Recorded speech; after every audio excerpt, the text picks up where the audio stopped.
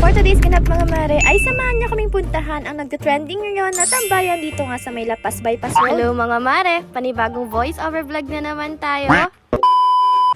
Hapon na naman nga mga mare at panigurado nga na marami nga sa inyo ay galing nga sa school o sa trabaho. Kaya marami din talaga ang naghahanap nga ng magandang spot o tambayan para nga magmerienda. Ngayong hapon nga din mismo mga mare ay pupuntahan nga natin sa Bypass Road yung nagte-trending nga ngayon na kainan at tambayan doon. Opo, dito nga lang yan sa may Lapas Bypass Road. Hindi man siya kagaya ng sa may Bypass Road Aurora mga mare, pero pwede na din. Hopefully mga mare, dumami nga dito yung mga nagtitinda. At for today's gala nga pala mga mare, kasama ko nga pala dito si Ate Milet, si Princess, si Percy at si Lucky nga. Nadaanan na nga rin pala namin dito mga mare. Ito nga nagtitinda ng drinks at dumiretso nga kami dito sa may nagtitinda ng barbecue. Dito na nga rin pala kami nagpark at tumambay nga mga mare habang nagpapaluto. At ito nga pala yung pwesto nila Ate Roxanne mga mare, ang RRC Barbecue o Kanin Barbecue. Literal na pwede ka na mag-early dinner dito mga mare kung nagugutom ka nga dahil nga may kanin sila. Habang kami nga mga mare ay mga barbecue lang ang pinaluto. Akala nga din namin mga mare na paaga nga kami nagpunta dito pero hindi pala. Kasi halos nagdadatingan na nga rin yung mga customer. At pag nahuli ka nga talaga dito mga mare, mawawalan ka nga talaga ng table. At habang hinihintay nga namin yung mga order namin mga mare, tamang video nga muna ang mga above na ito. At dito nga pala sa barbecue nila Ate Roxanne mga mare, madami ka talagang pagpipilian. At sa dami na nga ng pagpipilian mo mga mare, nasusold out pa nga itong mga to. Kaya masasabi mo talaga mga mare na madami nga talagang tumatambay dito. At habang padami na nga din ang padami yung dumadating dito mga mare, maski nga doon sa kabilang tambayan mga mare, madami na ding tao. Sigurado nga ako na mas dudumugin pa nga itong bypass road ng Lapas kung madami pa nga ang magtitinda dito. At baka hindi nga lang mga taga-Lapas ang pumunta dito mga mare, paniguradong dadayuhin din ito. Habang sinaserve nga din yung pagkain namin mga mare, natatakam na nga rin ako. Perfect nga itong mga tambayan dito mga mare. Pag naghahanap nga kayo ng spot na tatambayan ng mga barkada nyo. Dahil hindi nga lang kayo tatambay dito mga mare, paniguradong mabubusog pa nga kayo sa mga tinda nila. Grabe, ngayon pa nga lang nadadalawa pa lang nagtitinda dito mga mare. Ang dami ng tao. Bigla talaga akong na-excite mga mare na sana nga dumami pa yung mga nagtitinda dito. At nung naubos na nga pala namin yung order namin dito mga mare, naisipan nga namin na pumunta nga rin pala sa kabila. Nakita ko nga rin kasi kanina mga mare na may tinitinda silang iced coffee. At dahil nga coffee lover ang ate nyo, edi syempre tara. At kitang-kita na nga rin mga mare na sobrang dami na nga rin nakatambay dito. Umorder na nga rin pala kami dito ng isang matcha at yung bestseller nga daw nila na salted caramel. Habang lumilipas ngayong oras mga mare, dumadami na nga yung nagsisidatingan ng mga customer. At madami pa nga yung mga nakapila sa orders. Willing to wait naman sana talaga kami mga mare, kaso itong si Baby Lucky nga nagloloko na. Inaantok na nga rin kasi siya sa mga oras na to mga mare, kaya naman no choice kami, kailangan namin mag-cancel ng order. Marami rin kasi nakapila mga mare at madami ding pending orders. Kaya naman nakiusap kami kay kuya na i-cancel na lang yung order namin. Apaka wrong timing din talaga mga mare, pero babalikan talaga namin yun. At sa susunod nga mas aagahan na namin mag-order para mas mabilis din. Kaya kung hindi pa kayo nakakapunta dito mga mare, try nyo na din. At ayun lang mga mare, salamat sa panonood. Bye bye!